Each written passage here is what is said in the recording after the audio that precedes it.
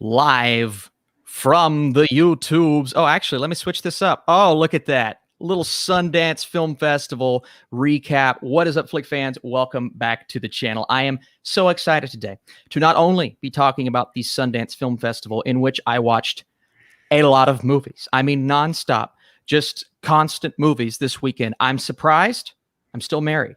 But we're not talking about that. We're going to be talking about the movies that we watch. We're going to talk about the best films, the one you guys should be looking out for. The worst films, the ones that didn't necessarily hit me in the way that they intended. But it's not just me today. I am joined by one of my great friends on YouTube, Hallmarkies podcast. She is a wonderful writer, Rotten Tomatoes critic. We have with us today Rachel from Rachel's Reviews. Rachel, how is it going today? Woo woo! I'm here. We did it. We made it through. It's so exciting. Was it a long weekend for you two? Did you stop or take breaks? Yeah, I mean, my Grubhub driver had a really good weekend for me, but yeah, no, it was very fun, very exciting, very exhausting weekend at the Sundance Film Festival. Yeah, and then we had the Golden Globes nominations this morning, which I'm sure we will talk about eventually, maybe even later in this podcast, but we just did a little recap on that on your channel. So if you guys want to see me talk even more Golden Globes, you can go over there and check that out. But today we are going to talk solely about Sundance. So Rachel, this is my first Sundance. It was digital. And you've been there before, right? How many times have you been to Sundance in the past? So this is my 5th Sundance that have been a part of, and I think they deserve a huge compliment. That was, I thought, incredibly well run, and especially when you consider that the good majority of Sundance is run by volunteers, and so the fact that it was so smooth, and I didn't hear about anybody having problems with buffering or with being able to watch the movies, or I mean, just almost no problems. And the way they were able to integrate the Q&As, and they still have the director introductions, and I just thought it was extremely well run and an extremely good, I thought, crop of movies. I mean, for every movie about a tree, there was like 4 or 5 good ones. And so I was impressed. I mean, frankly, I thought it was a lot better than last year's Sundance. Interesting. So you kind of gave me a little heads up going in. My mentality has always been, Sundance is all these great low budget independent movies. Well, I saw some movies this year that I wasn't a huge fan of. But it's interesting you say that this one was actually better than last year's Sundance. But with the bad comes the good, because I saw some absolute gems that I loved, which we'll get into here in just a second. Rachel, what was your main? Go ahead. Well, I think that it's actually somewhat healthy to go to Sundance, because I think you lose that sort of independent movie is sacred mentality that I think some people have. That I mean, it is these people that is their passion projects. It's their life. They've put in. I remember one year. Oh, sorry.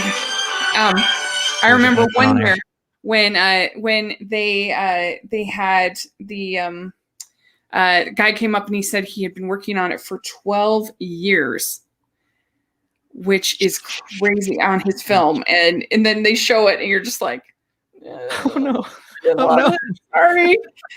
You feel bad, and But I think that's kind of, when you watch so many movies all at once, then you can't help but kind of lose that sense of that these are sacred. There's good ones, there's bad ones, just like any other type of movie. So I think it's actually good. I couldn't agree more. And it's one of those things, like, they invest everything into these films. It's their life, and a lot of them, it's their launching pad into Hollywood, into what we're going to see from them in the future. And I think we saw a great example of that last year. I'm excited to see, say what the director of Coda goes on to do, and Gerard Carmichael for his film that we'll talk about. But there's just a lot of great things to come from Sundance. And I think it's a very important film festival that I want to go to I want to get the experience. Oh, But I can't what is that wait like? until you can come and we can have a blast. It will be so fun. Oh, is it Um, significantly better than online? well, I mean, I don't know. It has its pluses and minuses online. You don't have the uncomfortable seats and waiting in the lines Yeah. and the terrible food and having to go all around town in the cold and the terrible weather. And I mean, so all that stuff can be very exhausting. But it's also really fun to just be with other film fans, to actually get to be a part of the Q&As and the panels. And I mean, especially memorable last year was Kirsten Johnson from Dick Johnson is Dead.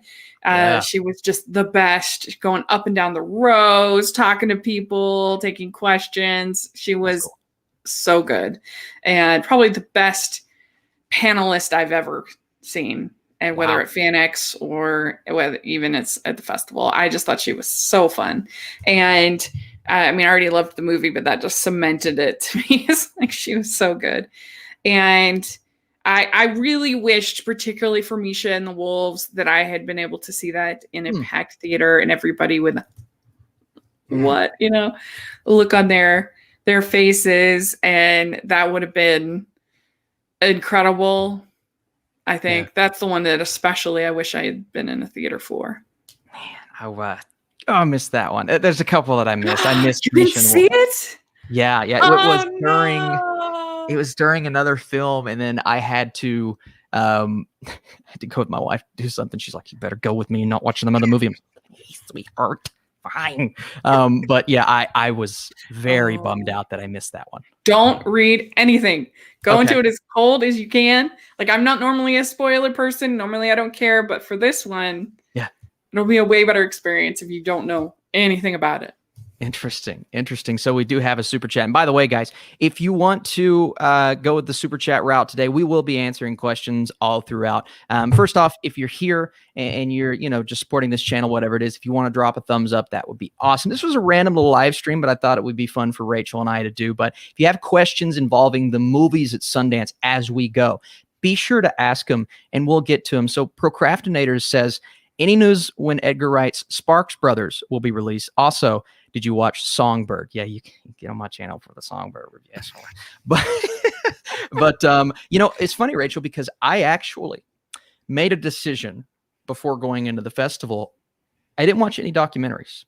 I watched all feature films because when I did my tier list, I thought it would be a bit more difficult for me to tier the docs with the features. And I can plan on catching them eventually. So do you know anything about Edgar Wright's Sparks Brothers, by the way, the release? I was just looking on the Wikipedia, and the only release date is the Sundance Film Festival release date. Okay. So they don't have anything on there. Interesting. Let's see if it says me on the IMDb. And I heard it was good, by the way. Did you enjoy it? Did you get the chance to watch this one? I did. I think it's too long. Like, I don't know if we needed to hear about every single one of their albums. 2:30, right? That's another reason why I didn't watch it. 2 hours, 25 minutes is a long documentary, but it was very charming, and it definitely made you want to check out this band because they sounded awesome.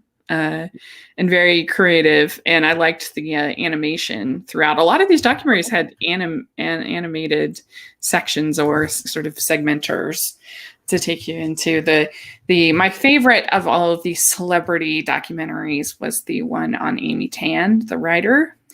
And I thought, and that had really fun animation throughout it. And there was a whole sequence, I guess, of the documentary about her. A lot of it was about her and her mother, but in particular, there was a part where she's talking about when she finally forgave her mother for some totally messed up stuff that her mom did to her. And it was very emotional, and it got me crying. And I am a pretty easy cry, but it was very touching. And to be able to forgive that kind of, her mom almost killed her at a certain point. And so it was intense. But I thought that one was the best of those kinds of films. But they were all actually, I liked all of the celeb bio documentaries. But it's hard because for the most part, those kinds of things, I don't know. Like, if they're famous enough to have a thing like that made about them, they're probably pretty interesting. It's kind of hard to do wrong, I feel like. And most of them, I think almost all of them, except for Sparks Brothers, were all made by PBS and are going to be on the American Masters series that they have. Cool. That's why I was really confused about the fact that Neon purchased the Ailey documentary about Alvin Ailey, because that was made by PBS for American Masters. So I don't really understand what Neon's going to do with it. Is Neon doing Flea as well, right? I thought I heard. I heard that, yeah. But I mean, are they going to release it in the theaters? I don't know. Cash says, I wish I would have been able to see Flea, which we'll talk about it, Cash. But yeah, that is one of the highlights for me. And she mentioned, Rachel, you mentioned animation in the documentary. Oh my gosh, what a gorgeous showcase that was. I just really liked it. Yeah, Flea was great. That didn't disappoint. I thought that it was really good. I don't know if it needed to be animated, but I like that it was. I mean, I'm always a fan. I'd like to know, I wish that he had accepted my invitation for an interview, because I did the Animator Spotlight over at, I was kind of bummed because we did the Animator Spotlight at Rotoscopers and we had 10 interviews over there. All the animated shorts got interviewed, and neither of the features agreed to do an interview. So that was kind of a bummer, but I still really had a great time talking to these shorts animators. They were awesome. But I would have loved to have asked him like what he feels like, particularly animation versus live action, kind of brought to the movie. Yeah, I mean, it was the first movie that I watched at Sundance. Yeah. So it's almost like, what was that? I'm trying to go back 26 movies. So here's what I heard, and I don't know if this is right. I heard it was to conceal the identities of the subjects of the documentary, or the subject of the documentary. I heard it was to protect their identities. I don't know if that's right. Maybe I saw that on Twitter somewhere, but I heard it had something to do with that, which is why they went the animated route, which I think is interesting. Oh, that's interesting. Yeah. Yeah. So yeah, that's definitely a movie that we will talk about. And thank you guys for all of your comments. Go ahead, Rachel. Yeah, I was just going to say with Flea, I think the most moving part was when he's expecting to get rejected by his brother. Oof, and then surprised his brother's actually accepting and gives him a hug. That whole ending. Oh, it was awesome. That was really good. Oh, it was so awesome. Hey, Austin, did you get a chance to see that Nicolas Cage movie with? We will talk about that madness. Cam says, apparently they added more passes for films that won last night. I'm about to watch Coda right now. Cam, you're going to love it. I know Rachel enjoyed it. You're going to love it. I'm hoping maybe I might be able to catch a couple that I'd missed maybe today. I don't know if the press passes are included in that, or maybe I could purchase. But anyway, I'm hoping to be able to catch a couple more tonight. We'll see. And is Coda the highest bid for a Sundance film? I believe it is, right, Rachel? Apple 25 mil? I think I don't remember hearing anything higher. I don't know if Judas and the Black Messiah, if that's not a premiere. Yeah, I don't know if that counts because it was already with Warner. I don't know how that works. I think it's a what do they call it? A must watch or whatever. Like it's not a unique to Sundance premiere. Yes. Which makes a lot of sense. T. Topanga says, how do I sign up for the film festivals? Do I need to be a critic? Well, you will have to pay a fee for something like Sundance, but I'll tell you this, be on the lookout, right? Because Sundance, I think if you go right now to Sundance's website, you will still find some tickets available for the winners. Right? Am I right about that? My understanding is that the awards winner for the whole day, if you want to watch all the awards winners, you just want to buckle down and watch a bunch of movies, I think it's $100, which I think would actually be well worth it if you think about it. We have coming up South by Southwest, and I actually I didn't even submit my press for that. I didn't know about that. I didn't know about the application deadline at the time. Anyway, I just decided for my Christmas present, I bought a pass. So I'm going to be covering that as virtual. And then we have Animations Film coming up if you're an animation fan, and that's really cheap. It's only $20. Yes. Or Animation First, I think it's actually called this one.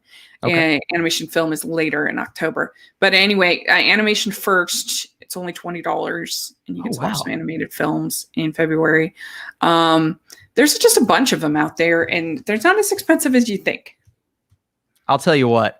It is going to be well worth it for some of those festivals. I did the digital, couple of the New York Film Festival, TIFF last year, and it's, with the pandemic, a lot of, awful things. But with this, I do think it's cool that people who wouldn't otherwise get a chance to go to these film festivals can watch these films, especially CODA, the award winners for Sundance, which you guys, again, it's my bad. I should have included a link for you guys, but just type in Sundance, tickets.sundance, go awards see pass, if you can, yes, awards pass. And that's exactly right. See if you can get the awards pass, because I think you guys would genuinely get some good things from these awards winners. But okay, I've had people ask about the Nick Cage movie, all of this. Rachel, let's get into our best, and I'll pull up your list first. So I've got Rachel's Letterboxd list. Rachel, follow me on Letterboxd. Yes, on Letterboxd. Go follow her. Very active on there.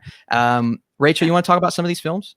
Yeah. So let's talk about, we already just talked about CODA. Yes. Was my favorite. And it's just such a heartwarming, I haven't heard anybody have anything bad to say about CODA. Look at that score. Oh, man. It's so good. And it's just about this girl who is the only hearing member of her deaf family. And she has a dream of being a singer, and she has this teacher played by Eugenio Derbez, who's so fun in the role, so charming. Awesome. And it has Ferdia Walsh-Pilo, who is in Sing Street, which made me so excited because I love Sing Street. It's my movie. And it was just charming and heartfelt. Marlee Matlin is great as her mother. So yeah, got to see it. Got to check out CODA. Man, there's a scene, and obviously we're not going to spoil anything, guys, so don't worry about that. But there's a scene at the end of this movie that wrecked my heart. Oh, it's just a beautiful, and it's sweet, it's quirky. I had a couple criticisms, like filmmaking wise, but that is all made up for with just one of the best stories with this genre that I've seen in quite some time. And, I'll rehash some of these when we get to my list. This is kind of covering CODA, but if I were to recommend one movie from this festival for every audience, I think this may be the movie, because it's going to hit everybody. Yeah. What do you think? I mean, I agree. It'll unfortunately have an R rating because of the language, but I think that if you can handle, I think it would be a family film, really, if they can handle some language, or maybe you can watch it on, have, language edited or whatever. I don't know. But other than that, that's the only reason it would be an R-rated film. But it's just so heartwarming. And I think there's something to be said for movies that make you really feel good about the world and about family. And I think it has something to say about how much should you sacrifice for your family. Yeah. And I think it's maybe not the most tidy answer when it comes to that either. So yeah, I really like it. All right. You've got to convince me. What is that? You don't have to tell me what it is. Misha and the Wolves. What is this movie about? Okay. Well, it's it's about this woman who has written this memoir about her life in the surviving the Holocaust as a secret child who was put in the family of Roman Catholic family. And she writes her memoir, and that's all I'm going to tell you, because it's bonkers. Dang. All right. That poster too.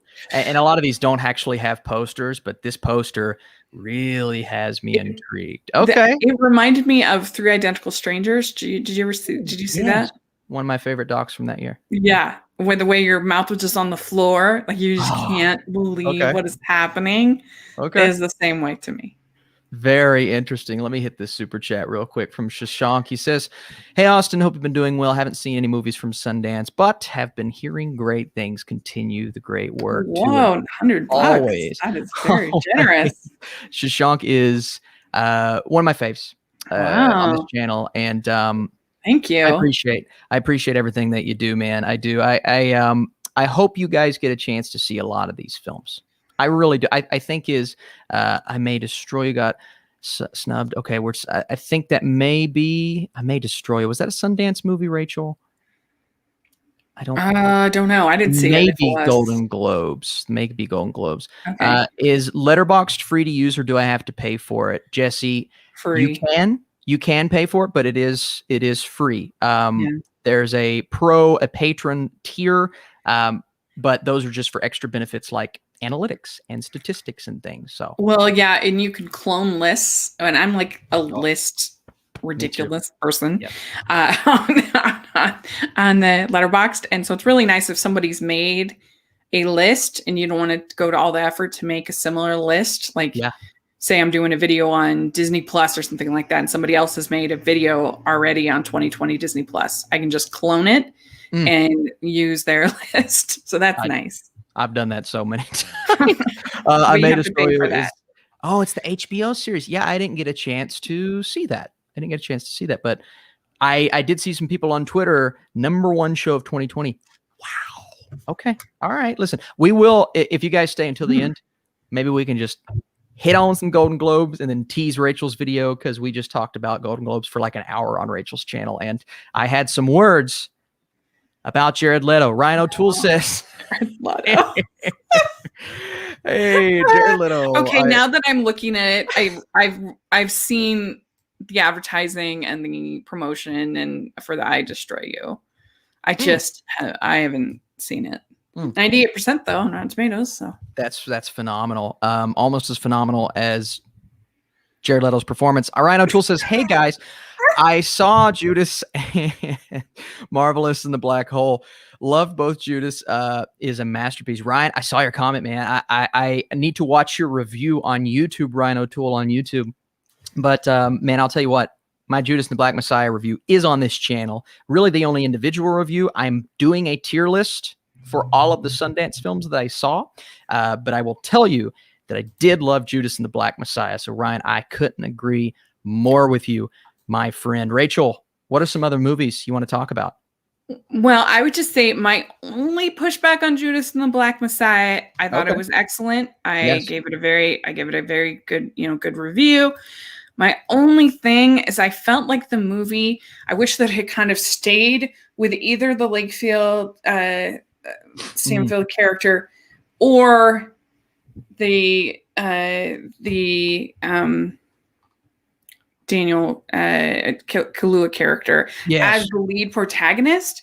It felt like it was kind of had this sort of wandering protagonist, and I felt like I could have learned more about either one, because it kept zipping back between the two of them. And I wish that it had focused more on one and then one be more supporting. And I just said that in my review, I said the film is hurt just a bit by a wandering protagonist. It keeps flipping between both men to the point I didn't feel I got to know either of them that well. There is also a moral ambiguity about both men. Do the movie makers think O'Neill is a rat and a traitor? I'm not sure. If you are someone who thought The Trial of Chicago 7 was too bombastic and simple, you may like these morally confused heroes. However, I think the script could have drawn the characters out better and given us more about who they are and why they are making the choices they do. Particularly with Lakeith Stanfield's character, I wasn't really 100% sure why he was doing what he was doing. Like, yes, he was, I guess, trying to avoid prison, but that seemed not enough motivation for what he's doing to me. So I don't necessarily feel as strongly about both stories. I think Kaluuya is, I could see how someone could consider him lead. I definitely think he's more of a supporting player with the way that it's laid out, because it's told through Stanfield's, his perspective. But I did have that criticism with Lakeith Stanfield's character, which is the only thing that kept it from being like a 90% for me. Yeah. Is I needed that I needed a bit more of that motivation, a clear-cut motivation, and less morally just where is he right now? Because we're supposed to be seeing this through his eyes, and at points in the film, I didn't know exactly where he actually was emotionally. Again, I think I like the movie a bit more than you, Rachel, but that's okay. I think you draw some really good criticisms, and that Stanfield criticism is something that I actually mentioned in my review as well. So it's a good perspective on the film. But it has I'm interested to see where everybody lies. Great performances. It's got great moments. It's very absorbing. I highly recommend it. For me, it wouldn't be that masterpiece, but I think it's awesome that it was for Ryan. I think that's great. Yes, I agree with you, Rachel. Are there any other movies on your top, we'll say your top 5 or 6 that catch your eye? Yeah, real quick. So Together, I thought was really sweet. I really enjoyed it. And I loved the fact that it was a story about platonic love, that they didn't feel a need for them to fall in love at the end, because that would have ruined it, really. And so I really appreciated that, because you don't see that very often in those stories. And I just thought it was charming. I really enjoyed it. And also, I thought it was interesting to have a story about a man that is so interested in having a child and being a father. And, you don't tend to see that as much as the women. So I thought that was cool. So then also Jockey, I also really enjoyed. I thought that the lead performance was really good. Clifton Collins Jr. and Molly Parker, I thought was really good in it. Yeah. And, you just felt really bad for him the whole time. I was really absorbed in it. And Disney Channel fans, Moises Arias from Hannah Montana, am I right? Yeah. Yeah, he was the one of the main characters in this movie, which kind of made me really happy, because I grew up with Moises Arias as the funny friend, or what was it, the neighbor on Hannah Montana that was obsessed with her on that show. So, yeah, what a cast. And Clifton Collins, we'll get into it a little bit later, but he won, correct? I'm not sure. I don't know all the awards. I think that's good to hear. Yeah, I think he won, which is very, very well deserved. Are there any documentaries, Rachel? Because again, it's not that I didn't want to watch the documentaries, but I just kind of I chose to focus on features. Were there any documentaries that I need to watch? Well, we already talked about Misha and the Wolves, and that blew my mind. And that was the doc. That was the one. That's the doc, and that'll be on Netflix. I don't know when, but it's so good. And then I really enjoyed Playing with Sharks. It's about this woman named Valerie Taylor who is a shark. She's kind of like the like crocodile hunter, but with sharks, kind of. That's cool. Yeah, and it was pretty amazing. Some of the cinematography of getting her with these sharks, and then the sort of the aftermath of Jaws and the filming of Jaws, because she was very involved in that, and how she felt like it kind of hurt sharks, in the end, and her mission to try to save sharks. She talks about how many more people are killed by dogs, and yet we see dogs as these lovable creatures. Yeah. So that was interesting. And so that was really good. Also Marvelous and the Black Hole was super charming. I'm normally not an angsty teenager movie fan, but this was very sweet. And Rhea Perlman, delightful. And Mia, let me zoom here. Mia Ketch, I hope that's how you pronounce her name. She, oh my goodness, Rachel, so a star. She was liking everybody's tweet. She liked my tweet. Oh, she did?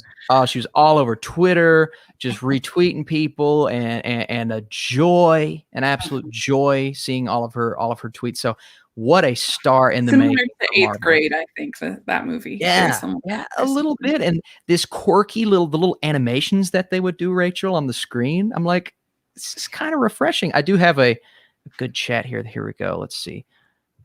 Is Playing with Sharks slightly better than Playing with Fire? The John Cena. Yes.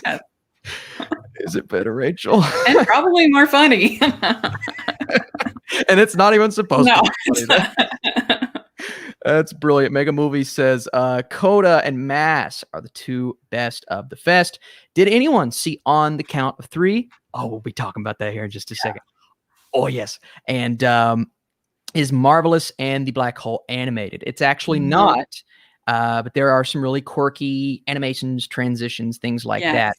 That come on screen. Flee, On the Count of Three, and Summer of Soul. Oh, I didn't see Summer of Soul. Did you see that one? No, it came out. It was one of the first, I think, on the first day, and I didn't see it on that first day. And so yeah, I didn't. I heard good things though. So that was good. Interesting.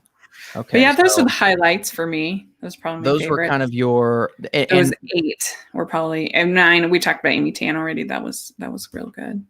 There's a movie, Rachel, and when we get into the negatives, that I'm very excited to hear you talk about, because there were some tweets, if you guys follow Rachel on Twitter, that I was dying when I saw. So I can't wait. Right. Yeah, we'll have some words. So I can't wait to get to it. What were your favorite? Okay, so there are a couple movies here that I think could, upon rewatch, maybe get even better. Obviously, Judas and the Black Messiah. I won't rehash. I've talked about it. We've talked about it. My second favorite, though, is On the Count of Three. Did you get to see this one, Rachel? Mm-mm. Okay. And I was very excited about this. Directed by Gerard Carmichael, starring Christopher Abbott. Tiffany Haddish is in there. And one of my favorite parts of the movie, Henry Winkler, is in this movie. Yeah. I didn't hear about that either. Yeah. And J.B. Smoove from Spider-Man. So great cast. And essentially, and you can see the summary here, I will describe it as two friends who are, and this is difficult material to handle. So two friends that have been compelled to maybe commit suicide over the last couple of years. And both of them individually. So they make, instead of doing it themselves, they make a suicide pact. But before they do that, before they commit that act, they have to go accomplish this mission. And I won't say what the mission is, but it's one that you wouldn't otherwise normally want to accomplish if you thought that you were going to face repercussions from it. So that's what I'll say about the film. Oh my goodness.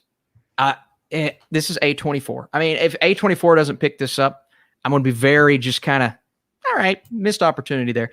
It just feels like it. And not because Christopher Abbott looks like Robert Pattinson from Good Time. That's not it.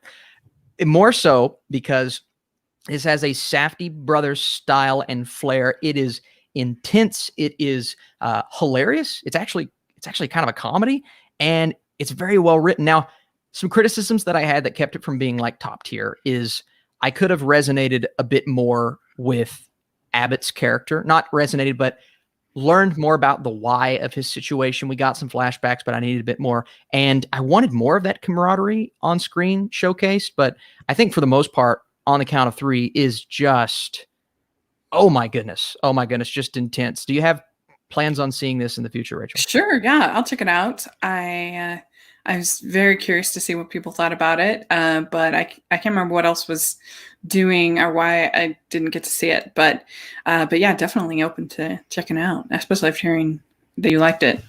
Yes, I did. And again, it's dark. It's, it's some people, I saw some complaints of how it handled the actual idea of suicide and whatnot. It's a difficult thing to handle, but I thought it did a great job. I didn't find anything that could come across in that way. And again, Gerard Carmichael, a comedic personality taking on something dark.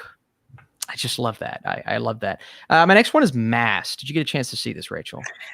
Everybody keeps telling me how sad it is, and I'm just like, I was just not like, I felt like I wasn't in a good spot, like to deal with a sad movie right then. And so I was hoping that it would win a bunch of awards. I could maybe watch it on the awards day. But I have not seen it, but I want to see it. I just have to be up for it. You have to be in the right mood to watch a really sad movie. So part of me is shocked that it didn't win any awards, but then I look at what the awards are and I'm like, Coda deserves to win that, because this is not, you're exactly right. Nail on the head. You have to be in a good place to watch this. You do, because, and here, I'll just read the summary. Years after a tragic shooting, the parents of both the victim and the perpetrator meet face to face. That's the movie. Mhm. One table, 4 chairs, one location. Yeah. Oh my goodness. Oh my goodness. And you know, they go to some other locations and it's not the entirety, but I would say 3/4 of this film takes place in that one room, and it is solely a performance piece. You have Jason Isaacs, Martha Plimpton, Reed Birney, and Dowd is the highlight for me. Who is just, you guys may know her from Hereditary and The Handmaid's Tale, and oh my God, Rachel, Yeah. it got me really emotional, to be honest with you. And, you know, if you're not the kind of like, I don't love movies that are just in one place and it's all dialogue, then you may not love the film. But I genuinely thought it was a 4-star film, at least because of the performances. So, Yeah. I can see why. yeah. And It's tough to talk about too. yeah. And Martha Plimpton, she's great. So I definitely need to see it for sure. God, guys, it's so good. It's so good. We talked about Coda. We've talked about Flea. I think both of those are standouts. Flea, the animated documentary. Coda, beautiful, beautiful, beautiful film. But I could rehash that all day. Rachel, you did mention Together, and Jockey, which is where I start to get into my. I think Together is probably the end of that top tier for me. And then we get into my second tier, which is Jockey, Marvelous in the Black Hole. And let's talk about it. Yep. Oh, this is Nicolas Cage one. Oh gosh. Boy. Look. Can I tell you, as my friend calls me, can I tell you what actually happened? No. Can I say this on the live stream? Yes. There is a scene. This is not a spoiler, folks. There's a scene in this movie where Nicolas Cage gets on top of this flight of stairs, gives a rousing speech, and at the end of that speech screams testicle as loud and as intense as Nicolas Cage has ever screamed anything in a movie. Yeah, and I mean, his voice gets raspy from screaming the word testicle. And I thought to myself, this isn't even the craziest thing that I've seen in this movie. It's not even top 5. It's insane. It's insane. I've never seen a movie like this. Oh my God. It's going to be tough when I do the tier list, because I'm like, do I actually put this on the good tier? Do I put Prisoners of the Ghostland just because of the kind of movie it is? Because I don't have all the answers I wanted, but it was so entertaining, and visually it's phenomenal. I mean, the color correction, the direction, the cinematography, this director, and a lot of people are telling me, Austin, why haven't you watched Sion Sono? He's got some very high-rated films on Letterboxd. Look at this, 4.3 on Letterboxd. He's a well-renowned director. I would not say this is a 4.3 kind of movie, Prisoners of the Ghostland, but to me, it feels like a vehicle built around. Yes, testicle. You have the right idea. Built around. You gave it 4.5 though. Well, I gave it a 3.5. Only a 3.5, Rachel. Oh, 3.5. Yeah. Sorry. Only a 7. But even that, I'm like, is that too high? Because it's one of those movies that I just think is so chaotic. I think not a lot of people are going to respond to it. So I may have to rethink. The way I look at criticism is that I always try to say, is it successful in doing what it's trying to do? Right? Like for me, and this will make people mad in the comments, but I don't think Tenet was successful in doing what it was trying to do. Ooh. I did not enjoy that film. It had many attributable qualities, but and then other movies that are trying to entertain children, are they successful in doing that? Okay, then I'm going to give it a good score. That's one of my big questions. Like when I watch a Hallmark Christmas movie, is this successful in being a Hallmark Christmas movie? That's the question I ask. That's a good question. Right? I'm not asking if it's successful in being Tenet. That's not what it's trying to do. And certainly Tenet's not trying to be a Hallmark Christmas movie. And so that is the way that I look at film and reviewing film. So if this was trying to be a grindhouse, crazy, midnight matinee kind of movie, and did it succeed in doing it, then yes, it's fulfilled its goal. Oh, I think it did. It's going to be Ricardo says, this is not a spoiler, proceeds to spoil what the WTF moment. If that spoils anything about this plot, kudos for being the 2021 Sherlock Holmes. If that tells you anything about this movie plot-wise, because a spoiler is not a line of dialogue, a spoiler is a plot point. Trust me, that is not the only plot point that has to do with that area. So, my friend, good job for figuring that out. Good job. Yeah, that is. And hey, you're not alone. Somebody else's Tenet is a misfire. See, I'm on the other side. I liked Tenet a lot, but it is a very divisive Nolan film, and for good reason. So there's another one that I want to talk about too here. There's actually maybe one or two more. I did watch The World to Come. Yeah, since you liked it a little more than I did, you have a little higher than I do. Yeah, I did. I gave it. I think I gave it right at a 7 out of 10. It was a unexpectedly. I'll read this. Two women forge a close connection despite their isolation in the mid-19th century. Of all the period pieces I saw at the film festival, this is the one that kind of hit me the hardest because it was unexpectedly.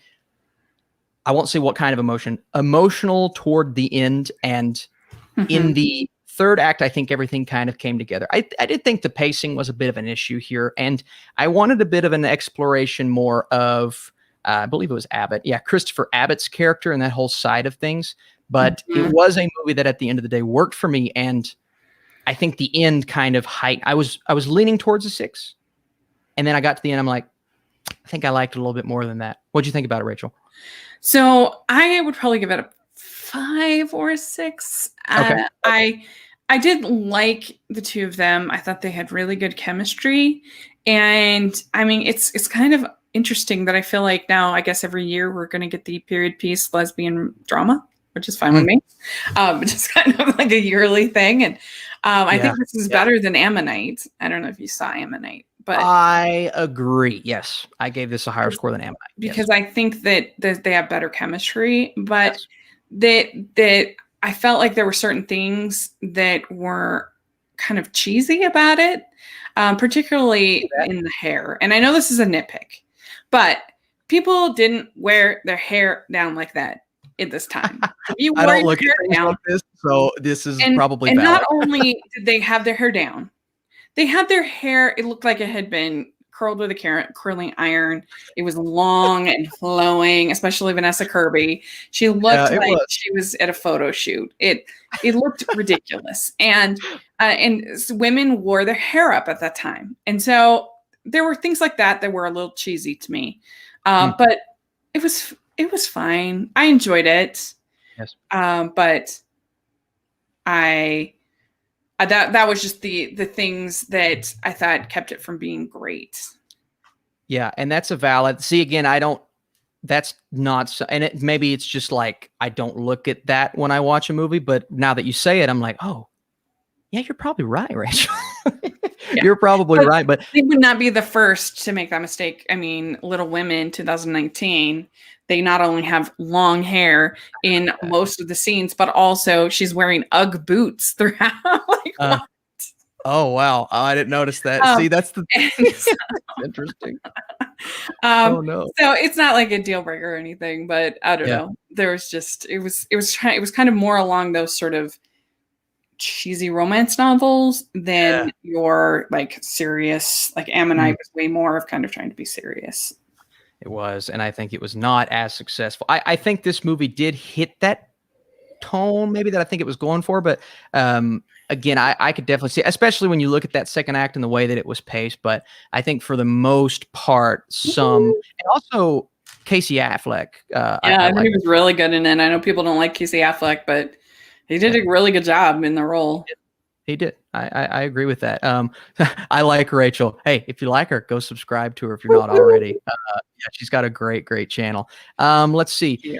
Sion Sono's films are usually violent. Oh, someone asked earlier too. I missed that. What about the rating for Prisoners of the Ghostland? Yeah, let me tell you right now. This is R.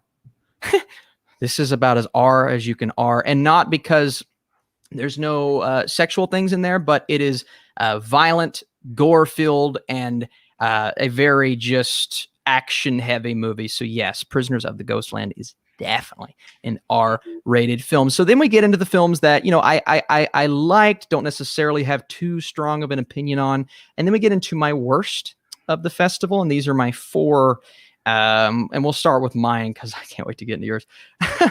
So Rachel, my least favorite was actually R#J, the modern day Romeo and Juliet movie that was just a misfire for me. How did you feel about this movie?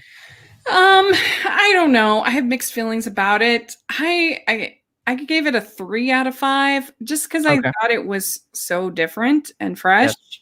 And I was impressed with how much of the original text they did include. But it has problems for sure. And you definitely, it's a hard time. Like if you didn't know Romeo and Juliet and I think they're kind of counting on it. You know, every step of the story, you know what's going to happen. If you didn't know, it would be very confusing, I think. Yeah. That may be my problem is I'm not as well versed in Romeo and Juliet because the only thing I've ever seen was the Leonardo DiCaprio movie. That's it. That's it. Yeah. Nothing else. I've just seen what is that? Romeo and Juliet or whatever. No, I actually didn't see Romeo and Juliet, which was funny because I was like trying to see every movie I could that year. But unfortunately, it's the one that I missed. But they make a choice in here, Rachel, that I just didn't like. And it was using the language in that style of Romeo and Juliet in modern day. With all this social media and everything. Yeah. Yeah, it's definitely different. It's weird. I don't know. It's very Sundance-y. But yeah, I appreciated it. Maybe I was in the right mood, but I could definitely see why it wouldn't be for everyone. It's a weird movie. It will be a divisive movie because I've also seen some people that absolutely loved it, which is I thought it was. I'm on the it was interesting. Mm-hmm. And it shot for the stars, and it did. And you know, I don't. Anybody who gave it a 4.5 or a 5, which I did see, I'm not like, oh, you're completely wrong. But yeah, for me, just the translation and speaking like that, yet texting in today's language, I'm just like, oh, it was. When you didn't get to know either of the Romeo or Juliet either at all. I mean, through the whole thing. I didn't love Romeo's performance in the movie. I didn't love his performance. Yeah, it wasn't great. I thought R.J. Cyler as his friend was better. I can see that. The Blazing World is my next one that I actually haven't logged yet on Letterboxd. I just watched it last night, and it's just another one that I haven't heard of that one. I missed that.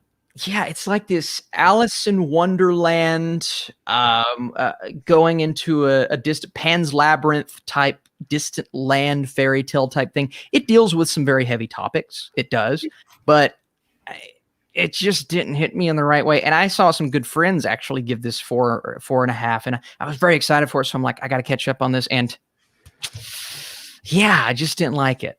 So you didn't hear anything about this at all? It's one that went under radar for sure. No, yeah, that one definitely I didn't hear. All right. Well, should I go? Yes, because those were the two. I think John on the Whole and I Was a Simple Man weren't horrible, but they just didn't do it for me. Yeah, I heard not good things about John in the Hole. Yeah, it was. Yeah. Okay. Your bottom. We'll do your bottom 6 here. All right. You see that image there of the tree in the ocean right there? Yeah. Get used to that for 2 hours looking at the tree. So this is Taming the Garden. And when I heard it, it sounded like an interesting documentary about these people that take trees from other countries and then send them over and plant them in there so they have an exotic garden.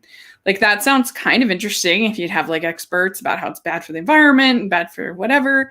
Yeah. And so I was like, okay. Oh my gosh. It is literally just watching this tree. Was that not entertaining? Or you didn't like that? You didn't like watching the tree? It reminded me of when my little brother was 2 years old. He had this video that was just of people doing construction. The whole video. It was an hour of just watching the like construction, the bulldozers, the whatever. Yeah. And he loved it because he was 2 and he likes bulldozers, construction. That's what this was like. It had no narration. It was just watching them take the tree out of the ground and then watching the tree on the ocean. Were there I guess there were interviews and stuff? No interviews, no like talking heads, no nothing, just watching. You could hear them talking about the tree and their life and daily life and walking around and talking, but nothing to camera. No straight interviews, just the tree. Wow. Fashionable changeling. It's a poetic ode to the rivalry between men and nature. Oh, wow. I mean,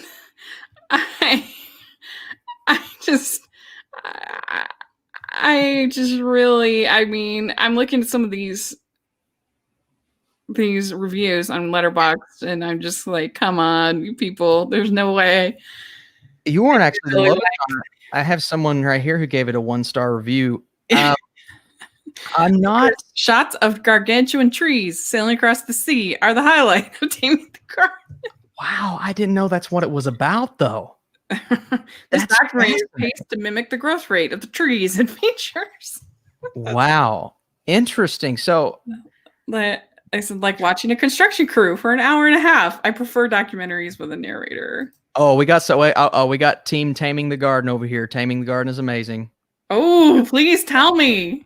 I'm interested now. See, because I have seen some good things about this doc, but just your description of it, I don't know. I don't know. I don't know. I do not get it at all. I don't understand it. It was bizarre to me. Yeah, that's interesting. That was, I would assume, by far your worst at Sundance? Oh, by far. You've got CryptoZoo down here.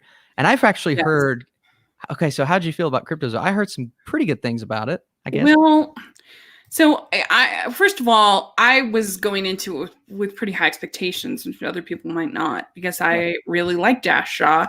His first film, my entire high school, Sinking into the Sea, I really enjoyed, and I thought it was quite funny and very beautiful animation. So I was going to this with actually high expectations, which may not be the case for most people. And it was too random for my taste. It's all over the place narratively, and I didn't think it was very funny, which my entire high school, Sinking in the Sea, is I think quite funny. Definitely dark sensibility, but this I didn't really think was funny at all. Interesting. And the animation is cool. I enjoyed it, but it definitely is one of those movies. And I think a lot of movies at Sundance, I come away thinking, I wish that had been a short. That would have been better as a short, whether it's live action or animation. I just don't think there was enough story here for a feature film. I think it would have been an interesting, maybe short story. But I don't know. It's also very gratuitous in the nudity, as far as just like every scene has animated nudity in it. Okay. And so, I mean, that's not my favorite choice. Yeah. But okay. Wow. Did you see Groot Awakens? That was so. Groot says, "Hey, I finally got my own movie." I'm sitting here like chuckling under my breath while you're talking, and it's so funny. I love you, Groot Awakens. You're my favorite. Oh, I love that. And yeah, Owen Wilson. Wow. I'm sitting over here talking to Rachel. Wow. Yeah. Wow. But CryptoZoo, and we'll talk about the winners here in just a second. I believe CryptoZoo won like Creativity Award or something. Yeah, something like that. If I could find it. It won one of. Passed it. Did I? Which one is it here? Which one is it here? I might have One for the Road, President, Son of Monarchs, Motherhood. Oh, you just passed it. Did I? Oh gosh, where is it? Hive. I'm just going down. I'm struggling here. Let's see. Here we go. Cryptos. Oh, okay. Innovator. We got Innovator. We got the anime. So And I guess I can understand, but because I already had seen that innovation in my entire high school, Sinking into the Sea, and I thought that that was so much better as far as story and characters and laughter and script and everything like that. Like, it didn't seem that innovative to me. Yes. Because I've already seen his previous films. I wouldn't say it's awful, just not my cup of tea. So the Innovator Award, Rachel, if you don't mind explaining kind of the concept behind that to the audience. So what is it, just essentially the movie that does the most new kind of style, or do you know the specifics on that? I'm not sure 100%. I actually don't follow the awards that well. I don't know what has won this in the past. Okay. But I would imagine that's what it's trying to say, something that's new, creative, innovative kind of thing. And the animation was very creative, and it's the animation director who was also included in the win. Yes. So that must be what they're referring to. And I can see that. But again, I think that my entire high school Sinking into the Sea is better. And so I don't know. Yeah. And as far as I don't really, the Fire in the Mountains, I really probably shouldn't even include it because I didn't really understand what was going on. The subtitles were hard to read at times. They were in white and just, I don't know, they were sometimes difficult. And I just didn't quite get it, what was happening. And so I don't feel like I have I didn't put it on Rotten Tomatoes. I didn't post my review. I don't feel like I have a fair kind of take on it. Yeah. So it's not really bad. I just didn't really understand it. So we have a super or just a normal chat here. Are there any Indian? There you go, Fire in the Mountains, right there. Films? Is that an Indian film, Rachel? Yeah, and I love Indian films. Just this one in particular, and I don't know if it was just because I was tired or what, but I just had a hard time kind of following what was happening in the story. Okay. Were there any more, Rachel, that you want to talk about on the lower side of things here? Did you watch Life in a Day 2020? No, I did not, because something about the title and the concept of it, I didn't. Just discuss. Yeah, I mean, wow, it's weird because it's on YouTube and it's on Rotten Tomatoes and everything, and so I'm like, I guess I should give it a review, but it just doesn't feel like a movie. It's like a bunch of clips that are sent into YouTube, and the weird part about it was supposedly July 25th, 2020. And I always thought it was strange how many sort of group activities were shown, like people gathering. Like there were even some things that kind of looked like concerts type things. And I'm like, where was that happening in July? Wow. Like I'm watching this and I'm like, y'all had a way more fun July than I did. Yeah, I was here all July. So I mean, I did on my Instagram. I had a picture of me like eating and drinking. Going on YouTube. That was my July 25th. I don't know. I mean, so the whole time I'm just thinking, like, not very many masks, I didn't think. And I was just kind of like, what? It just didn't feel like 2020 to me watching it. Very few of it. It was weird to me. So I don't think it was good, but I guess that's what they had, I guess. I don't know. It was weird. And so then so then also First Date is an interesting one. It did have some laughs. I did think there were parts that were funny. It's another one that I think would have been funnier as a short. I don't think it had enough there for feature, but I liked the lead performance. I thought he was really fun. It's basically about this guy who decides, he asks this girl out. He's super excited. And she says yes. So he wants to impress her. So he goes and he buys a car, like an old Mustang kind of car. Yeah. And it turns out that the whole car is just like full of drugs. It's like a drug car. And so then he ends up getting chased and hounded and everything by all these different people. And unfortunately, all of the acting felt really amateurish except for that lead guy. That's the one common complaint I saw on Twitter about this film was the acting. Yeah. And it kind of loses times. You're like, it's sort of forgetting about being funny and forgetting about being comedy. The core idea is a funny idea. I think that's a very funny concept for a movie. But it just became kind of violent at times, and just, I don't know. It didn't work for me, but it wasn't like a total loss because it did have some funny stuff in there. So Okay. anyway, Okay, that's one that I opted to skip just because of the word of mouth wasn't very, yeah, I do wish my list was a little more well-rounded because I go from like 4 out of 5s to a couple 2 out of 5s. I'm like, I need some more. I've got a lot. Actually, you know what? I've got a lot of 6s. This didn't quite make it, but most of these are like in the. I was a little disappointed with Passing. I wanted it to be a lot better than it was. I was a little disappointed with Land with Robin Wright. Not bad, it was okay, but it wasn't great. Yeah, it was a 3-star movie for me. 3 for me as well. Was it? Okay. Yeah, the Sparks Brothers is all about this band that's evidently been around for forever. But it was just a little too long, 2 hours, 25 minutes, I think. Okay. They didn't have to talk about every single album that the band made, okay. I don't think. Which one is that, Rachel? Which Spark Brothers. It's 13 on my list. 13 on your list. So right. Oh yeah, here we go. Yeah. Okay. So that is the Edgar Wright doc. Yes. Mm-hmm. And then Bring Your Own Brigade. This was really good. It was just very long. Over 2 hours long, and that was probably the downside of it. But it was. I love it in documentaries when the documentarian allows her, in this case it was a woman, allows herself to be surprised, because that to me is a sign of it being a genuine documentary and not having an agenda of this is what I want to happen and this is what I'm going to make happen. Is the fact if you allow yourself to be surprised, that's saying that it's a true documentary to me.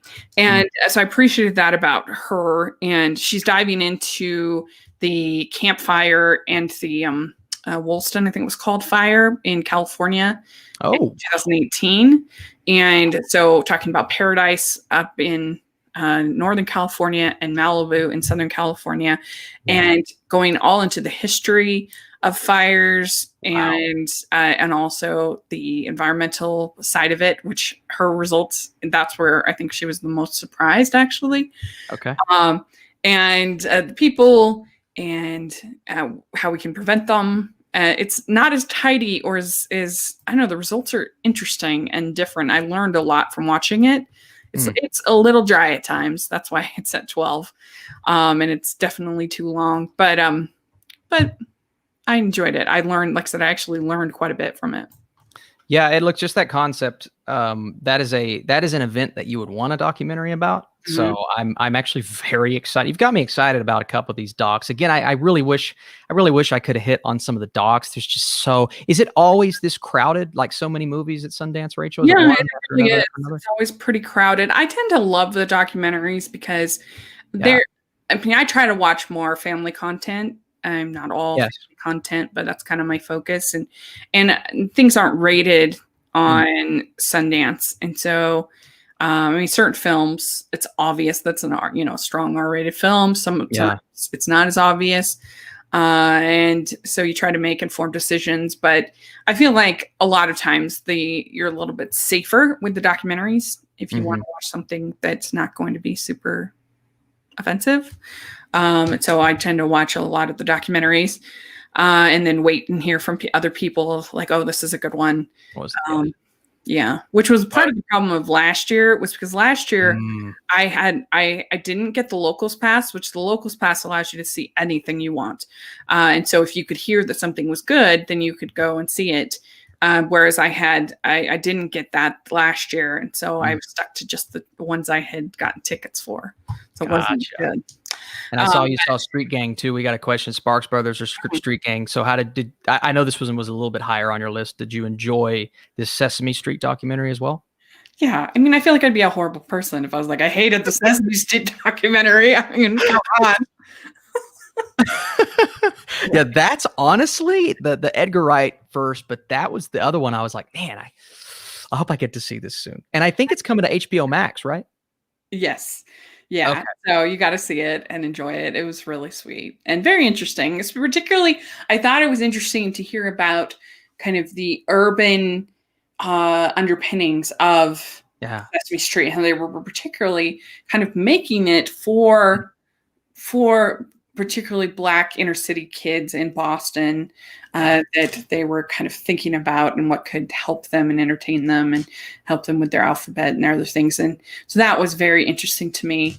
I mean, I think that Won't You Be My Neighbor will always be the gold standard. It's like way up here of this kind of thing, right? Yeah. It's my fave. And then like this and the Big Bird movie, they go over a lot of the same ground, obviously, in the Big Bird movie as they do in this.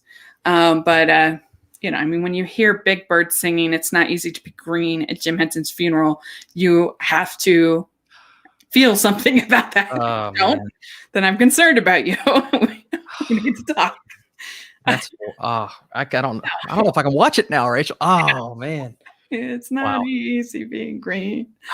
Yeah, and also the Rita Moreno documentary is very fun, very interesting. She's awesome Which one? and interesting Oh, yeah, here we go. from fans All right. back at her career, and also just kind of the career of representation in film and kind of how it evolved, and that was interesting. Awesome. The Alvin Ailey documentary was really good, and he's someone I didn't know anything about.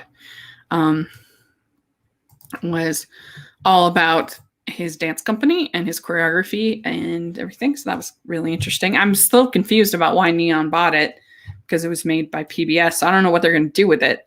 Oh yeah. I heard what you said at the beginning, right? PBS is doing all these docs. So if you guys want to know where to find most of these docs, Yeah. it will be PBS, right? Yeah, everything except for the Street Gang and Sparks Brothers. That's not on PBS, but Gotcha. and I don't know where I'm Playing with Sharks is going to land. I don't know about that. Okay. But yeah, the Rita Moreno, the Amy Tan, and the Alvin Ailey, all three of those were made by PBS Films. We have a couple chats here. Somebody said watch Hive. Yeah, Hive actually won a couple of these awards. I didn't see it. Me either. No, I didn't see that one. It will be available today because it's an awards winner though, so I might watch it. Was Jockey any good? Yeah, Rachel, I think we both agree that Jockey was a good movie. Think, I guess a little kind of a Rocky, but more The Wrestler. It's like The Wrestler on a horse. That's kind of That's a good. Yeah. More for families though. More for families, I would say. I think horses just make really good dramas because you got Lean on Pete, you got the rider, you've got the Mustang, you've got this.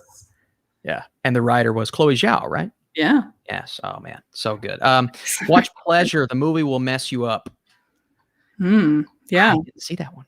I didn't see it either. Yeah, and then we've covered everything that I watched except for Prime Time. And yeah. I've heard sort of divisive thoughts about this, but I thought it was a fun little thriller.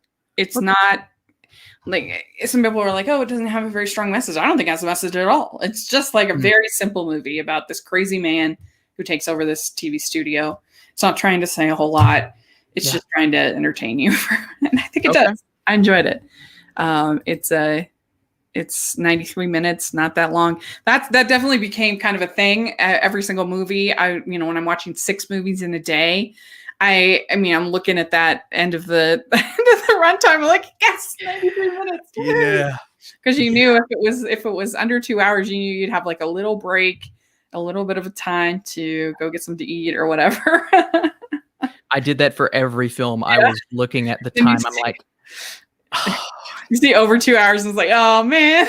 Oh, I know I mean, but that's one of the beauties of Sundance is you've got to be committed, because if you're not committed to something like that, you're not going to enjoy yourself. And somebody asked me the other day on Twitter, they're like, do you get, so overwhelmed to where I think if I were to do this 3 weeks in a row, and I did get tired, but I was still very committed to watching. And, it's like, do you lose interest as it goes on? I still gave, Together was one of my latter films and ended up being one of my favorites. So it's like, you have to be, and sometimes you're in a mood. I understand that, but you have to be as committed to that idea as possible. Rachel, what is your Letterboxd name for Marcus?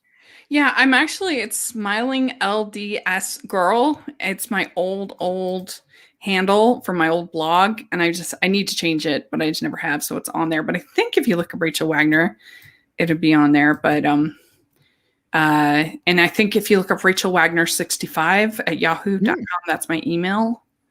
But yes, that's my profile. Hold on.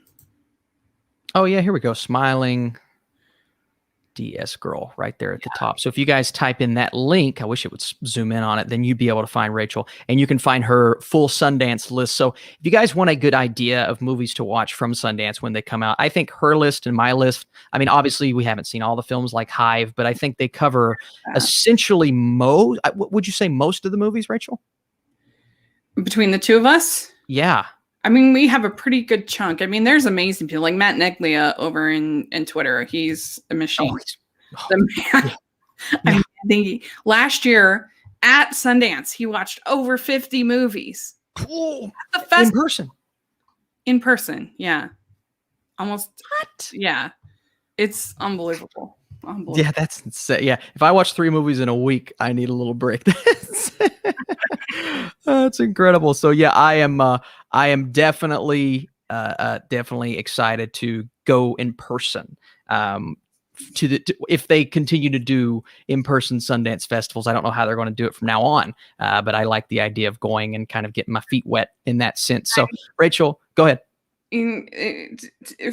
My Christmas movie watching season kind of helps me get prepared for Sundance because I watched 115 Christmas movies over the holidays, so that kind of helps. Those are like lighter. I don't know how you do, Rachel. I binge watch a lot of stuff, but that's a lot. Like that's genuinely.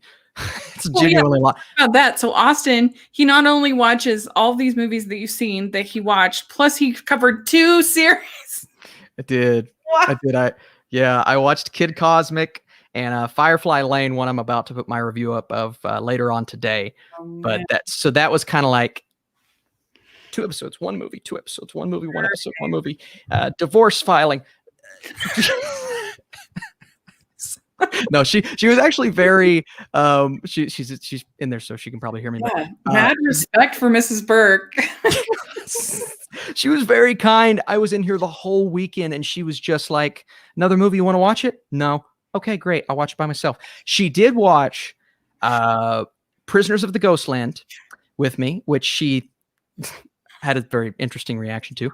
And she also watched 8 for Silver, which, we both kind of agreed that wasn't our favorite of the festival. So she didn't see any of my top tier movies. So that was unfortunate. Make sure you watch Misha and the Wolves with her. Promise. Oh, yeah. You think she'll like that one? Oh, yeah. Okay. That's one. Yeah. And so it didn't win any awards. So I got to wait. What is wrong with them? I mean, I don't know what this users is, but there's no way it's better than Misha and the Wolves. Interesting. I will fight anyone on that. Yeah, listen, seeing that at number 2 on your list gives me a lot of motivation to see that film. I debated about having it number 1 because I think it really actually might be my favorite. It was I loved it. It was so good. Well, one of my favorites, currently your number 1, one that I think absolutely deserves it, won the U.S. Grand Jury Prize, Dramatic, and the Audience Award, and the Directing Award. Yeah. Are you kidding me? I mean, I'm not as familiar with the winners from every year, but the 3 what I would consider some of the main ones is very impressive. And this movie deserves it, in my opinion. I think Coda absolutely deserves it. Let me go ahead and pull up. So you got, how do you pronounce that? Sion Heder as our director. I hope I'm pronouncing that correctly. Sion Heder, who I think it is, let's see. Obviously, first, I'm not for sure what the other projects are here. This may be like a short film or something. I thought it was. I remember hearing good things about Tallulah. Okay. It has has Elliot Page in it. Oh, I remember hearing about it and hearing about the performance. But the other ones I think this is his I don't know. In a way, I think it's his debut. This is the breakout, and the fact Yeah, that the Apple breakout. paid 25 million. Yeah. Oh my gosh, that's such a big deal, especially for Sundance. So props to Coda, props to winning the 3 big awards. The Screenwriting Award went to On the Count of Three, which was personally, other than Judas and the Black Messiah, of the Sundance premieres, it was my favorite Sundance premiere. That and Mass. Mass, by the way. That's good to hear. Yeah, it's a great sign for not only this film, but I think future films from Carmichael. So very cool to see. Jockey Clifton Collins Jr., do you think that was an awards-worthy performance, Rachel? Yes. You do? I think so. Yeah. I think so too. You know, I was actually going to say maybe Isaacs from Mass would have won this award. Well, I was expecting it to because of all the buzz. Yes. Of what I'd heard. But I think it's a worthy winner. I do too. I do too. And Jockey will be available right now, as will Coda, as will all the movies we're talking about from the winners. If you guys still want to go watch the winners, I think those passes are still available, right, Rachel? As far as I know, I'm not sure. Okay. You have to check on the site. Okay. And then I was thinking, which of these will come to streaming soon? It's hard to say. Sometimes it takes a while. It could be next year before we see some of these. We just don't know. Sometimes it takes even longer than that. Yes. I mean, I've gotten any word of anything coming right away. Like sometimes last year, that was another annoying thing about last year is there's a couple of the movies that you only have so many in your pass. And the fact that some of them were literally on Netflix that week of the festival, and so I got the Grand Pass, and which is the building is named the Grand. It's not a Grand Pass, but at the Grand, and 2 of the slots were taken by the Taylor Swift documentary, and I didn't mind one of them being taken up by that. Sure, that's fine. But literally, the movie came out that week, so I could have technically seen it 3 times. Wow. It was on Netflix, it was at the Grand, and then at the Grand Inn. And I was just like, come on, use up 2 of my slots that I paid big money for. Wow. I actually didn't. A similar Land, Robin Wright's movie, is coming out in a couple weeks. So I actually watched that not via Sundance. I had a screener for it. Okay. So yeah, I had a screener for it. So I watched that separate from my festival experience. So I was like, I don't need to waste a time slot on this, because it's coming out and I think what was the weird future documentary? I didn't see it. I know J-Buck Studios saw it. A couple of them saw it. The Glitch in the Matrix. That's what it was. Yeah, I heard that wasn't good. Yeah, that comes out next week. I think next week. So I kind of skipped out on some of those just because I'm like, if I will see them in a week, it don't matter if I watch them right now. We had one chat here, Rachel. Somebody said, I think Bring Your Own Brigade, I think, is a CNN film, I think is where it'll be. Interesting. Okay. So I think it'll be on television. That'll be interesting. Yeah, I'm actually interested to see a lot of those docs that you were talking about. I love the Taylor Swift documentary. Here's the one I was looking for. I liked it too. I just didn't want it to take up 3 spots. Yeah. That's my only complaint. Yes. And that's the thing too, is you're watching so many things for the first time. You want to leave time for other movies that you haven't watched already. You know what I mean? So it can get overwhelming. Absolutely. Happened this year, so that was nice. Yes, and it's nice that it was digital as well. Will you 2 tell us what your star ratings mean? Interesting. What do they mean? Yeah. I guess I understand the question. I mean, it's just you rating the movie out of 5. Yes. I guess how we formulate. I've said before, I need to make an entire video of how I formulate my ratings because a lot goes into it. But again, it's all individualistic. Everybody rates a movie differently. So I don't expect anyone to take my method. The hardest ones, I mean, because I do 1 to 10 in my actual written reviews. Yes. The hardest are the movies that you're like, I always say that between a 4 and a 6 is very small differences. You're splitting hairs, trying to figure out if you think you just lean positive or you lean negative. What do you feel? And that's the hardest. Those are the hardest reviews to write. It's the hardest.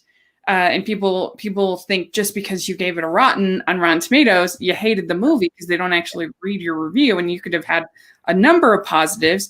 It's just in the end you leaned negative versus leaned positive, and Rotten Tomatoes think you decide one or the other, which is an interesting intellectual exercise. But sometimes it can be frustrating because it's just like, I don't know, I love it, I didn't hate it, I'm right in the middle, and do I kind of like it or kind of not like it? I don't know.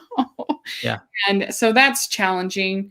But I guess for me, I try to, I would say for a movie that I think is okay, I give it a 3.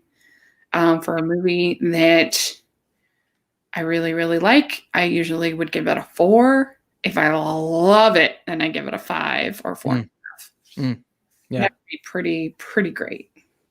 Yeah, that's about how, I mean, my tier list system essentially explains my ratings because I do my specific tiers by what I rate the film, right? So you've got 6, okay, 7 is good, 8 is great, in my opinion. A 9 is usually a movie that I consider awesome, and 10s are rare for me. And then below that, you've got 5s, which are meh, 4 to 3, which a 4 is usually veering on the bad territory. But like, again, with what you said, do I give it a 4? Do I give it a 5? Do I give it a 5 or do I give it a 6? It's like that middle pack right there is so tough. And then a 5, is that usually a rotten for you or not always? 5 is rotten for me. Yes. If I give something a 5 to me, I'm going to consider that. If I think a movie is meh, then I probably wouldn't recommend it. Yeah. So I normally go 5 rotten, 6. If it's right at that 6 mark, I would say this is one that I could recommend, but it's according on who's watching, right? So, but it's again, it varies. You know, it's like I prefer the gradings like Stuckman does. See, that's tough for me because I can't work on A plus, B minus because, and here's why, I use Letterboxd, which does not use that rating system. So to convert A's, B's, C's to numbers, it's not really hard, but it's too much for me. Well, and again, for when you're talking about Rotten Tomatoes, what grade is rotten versus fresh? Is a C fresh? Exactly. Is it rotten? A C plus? It's hard. It's a lot harder than people think. Because I've always considered a C plus like a 6 out of 10. But if you look, because it's not school, folks. A C is not a failing, or what is it? Yeah, I've done that before, and everybody's like, "Oh, you gave it a B. That means you didn't really like it." A B is a great score.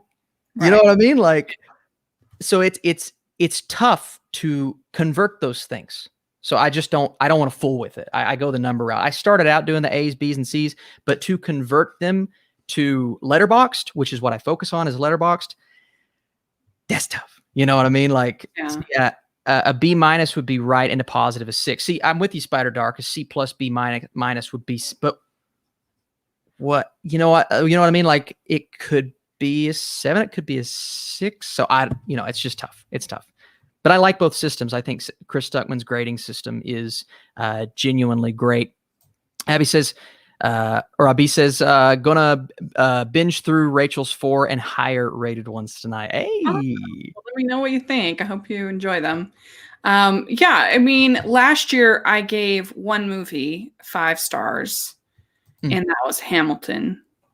Because it's freaking Hamilton. I mean, come on. My only 5-star review too last year, Rachel. What are you gonna do? It's like I swear.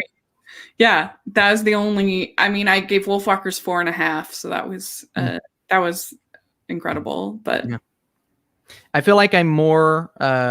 I'm more generous. Marcus says I like the 100%. Yeah, it's tough though, Marcus, because I know we've kind of diverged a little bit, but it's tough because when you get into percentages, people think I'm crazy, and I am. They're right, but I just, for me it works, right? So you got to do what you feel. If A to B to C works for you, you got to go with that, man. You got to, and it sounds cheesy, but you got to follow your heart with your movie ratings because that is that's who you are as a film critic, right? So that's what you got to go with. But in terms of the what I was talking about earlier is transferring the A's to the hundreds, this to that, and I've went down on movies before, right? a good example, somebody just brought it up. I took my score down for Wonder Woman after I had a 2-hour conversation about it on a podcast. I took it down. And you can do that. Have you done that, Rachel? You changed it officially on Rotten Tomatoes? Yeah, I believe I took it to the 6, which is still, I still had a decent time with Wonder Woman, but yes. Yeah, I feel like the big one that I did that with was The Last Jedi. I mean, I didn't love it coming out of it, but I was just kind of like, I guess it's okay. Yeah. But then the more I thought about it, the more I was like, don't like it. Interesting. Yeah, I've changed. Yeah. Do you, Rachel, personally, when you change your grades, do you change them on Rotten Tomatoes? No. I mean, I still gave Last Jedi a negative review on Rotten Tomatoes. Okay. But yeah, I mean, there's like one, like last year at Sundance, I saw a movie called Wendy. And I was right on the edge because it was really beautiful. And I liked that part of it, but it kind of left a sour taste in my mouth. And I did go fresh on it, but I do kind of regret that one. That one I probably would change if I could, but I haven't yet. So yeah, that's the thing. There's nothing stopping you. You can change it. So, and it's so tough with reviewers too, because the goal of a channel like this is to get things out as fast as possible. And that's how I've made it in the YouTube space is you've got to be, but the problem with that is you don't have a lot of time to formulate.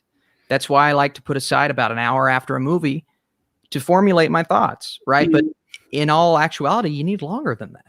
Well, and I really miss, because my movie buddy, Jen, we would usually, after the movie, just kind of hash it out and talk about it, because we have very different opinions, which I love that about her. Right. And that really would help me to kind of solidify what I thought. And so now that I'm watching most movies by myself, and so that has been something I've really missed this last year.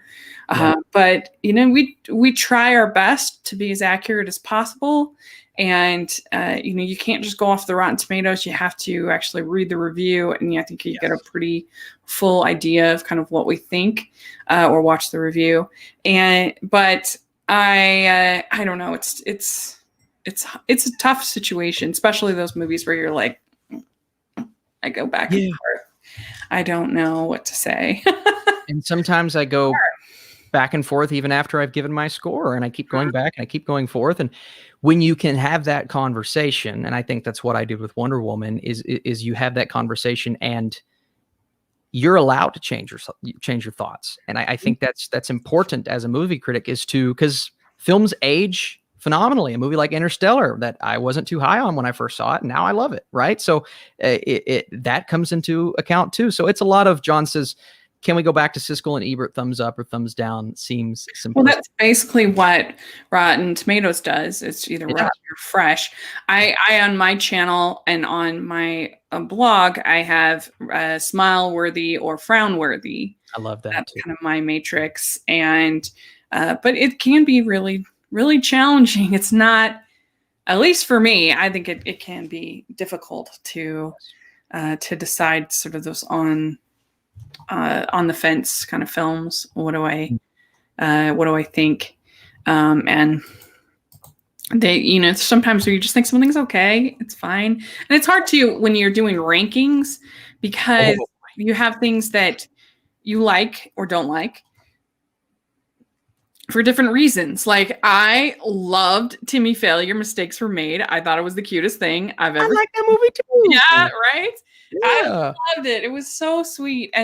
But here I'm kind of ranking it with movies like Hamilton or Dick Johnson Is Dead or Bad Education. I mean, they're so different. How do you compare? And when you're ranking, it's very tough. And people say, how could you have that over, this prestige Oscar film? And I'm like, because I enjoyed it a little bit more. I mean, listen, and you put, when you rank, sometimes I'll even rank, films that I gave lower score, not significantly, but slightly lower scores, higher than the movie I gave a little bit of a higher score to. And it's like, what goes into that? Well, rankings, I think, are more personal. I could give a film a higher score because of its technical qualities, because I think it's maybe an Oscar-worthy movie, but did I like it as much as Avengers? No. Right. So that means I've got to rank Avengers a bit higher. And that's just kind of how, and I think a great point too is, if you enjoy something, don't feel bad about it. Listen, I gave Wonder Woman a bit of a higher score. And after the comment section, taking my head and just slamming it into a wall over and over, I said, you know what? I kind of feel bad about giving this, but you shouldn't, right? You shouldn't feel bad about enjoying a movie. You can't win with superhero movies. Either No. you either are a sheep and you just go along with the crowd and whatever, or you're a hater. One or the other. It's a no-win situation. I mean, that's why I'm not going to review the Snyder cut. Like, I'm just going to let people enjoy it and have their thing, and maybe a couple weeks down the line, after, then maybe I'll take a look at it, but I'm not gonna do it. Movies like that make me very nervous. And I know I shouldn't be nervous, but we're all human. We all feel, sometimes when we'll review something that we know is going to be divisive. Like I even said in my review, I knew Wonder Woman was going to be a divisive film because of the complete 180 that it took from the first movie. And I think it's okay to feel that way. But then again, you get those that are just so just angry about it. But again, that's part of life. Somebody called me a well-known Nolan hater. And I'm thinking, are you kidding me right now? I have given positive reviews to every single Nolan film, including giving Interstellar an A+. I just didn't happen to like Tenet. If that makes me a hater, like a well-known hater. If you give Interstellar an A+, you are a Nolan, a lover of Christopher Nolan. Yeah, I mean, come on. I like all three of his Batman movies. There's no hate. I like Dunkirk. Yeah, listen. Wow. People are crazy, and people think that you get some kind of thrill from being a contrarian, but that's not any humans that I know, at least. I mean, when I was getting ready for my Shazam review, the one that got me so much hate, I was just dreading it, and I knew that everyone would hate the fact that I didn't care for that film, and so it was a horrible experience, to be honest, and so I don't know, it's just horrible, and I think that even worse than these people, these trolls, are these YouTube video content creators and Facebook groups and other people that mobilize these people and get them to go out and do their dirty work for them. I mean, there were whole sites that said, make sure she never reviews another film on Rotten Tomatoes ever again. Make sure that she never gets to watch another DC film again. And it was right after this site called F Marvel Tards that they sent their goons in after me, because I got the notice that they'd done that. And after, it was about an hour after they had sent their people after me, that I got the threat that my next screenings, they were going to take an A47 and shoot up the screening if I yeah. Goodness gracious. Yeah. And so I had to inform the FBI. I had to inform Warner Brothers. I had to inform the screening company. It was crazy. I didn't sleep for 2 days because it was so it was just, and I thought I had been blogging, working in social media for over a decade. I thought I could handle anything, and that threw me. And it's just an opinion. I'm sorry if I didn't like Shazam. I still liked a lot of DC films. I like Birds of Prey. I like Wonder Woman. I even like Justice League. I know I'm weird, but I just, that's more my style. It's more fun. It's more energetic, and I just didn't think that Shazam worked. And so anyway, it was a very difficult experience. And I don't think that people realize how hard it can be. And those people that mobilize people to come out and attack critics for just doing their job are just really despicable. I think they're even worse than the actual threat makers themselves, because they're making a living off of it, which makes me sick. And when you turn it into Facebook, they don't do anything. They don't care. And they say there's no threat. I mean, literally, he threatened to come into the screening and shoot everybody. How is that not a threat to my life? Like, are you kidding me? Like, what does he actually have to be successful for it to count? That's awful, Rachel. I didn't know any of that. Oh, you didn't? Yeah. No, Yeah. I didn't know any of that. So Man, it was crazy. But again, like you say, I mean, it is our jobs. It's a job we're passionate about, but it is something that we're not going to compromise our integrity by lying about a movie. Okay. That's just the way it goes, right? I you know, like, Warner Brothers paid you, man. I'm living. Look at my apartment. I'm in the corner of some small apartment. No, I ain't getting paid to do any of this. But that's still, even after that, right, Rachel? You're still doing it. You're still loving it. You still got a passion for it, right? So I think it all comes back to that. Yeah. And I mean, getting back to our main topic, Sundance is a big kind of reminder of why I love film. Getting to just experience so many people that have their passion for their films and that they put their heart and soul into it, I think is so important. And it really invigorates you. Even if you're watching a movie about a freaking tree for 2 hours, there's something about that experience that really does kind of remind you of why you love doing what you do.